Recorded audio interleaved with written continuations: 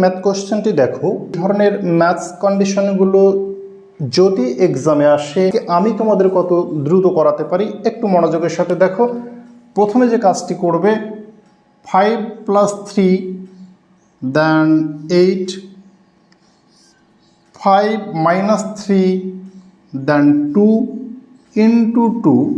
এই যে 2টা গুণ করছি এই 2টা অলওয়েজ থাকবে, এর সাথে এখানে যে মাইনাস করে 2 হয়েছে এর কোনো রিলেশন নেই। এখন যদি আমরা এই 2 আর এই 2 ভ্যানিশ করে দিই তাহলে রেজাল্ট আসবে 8।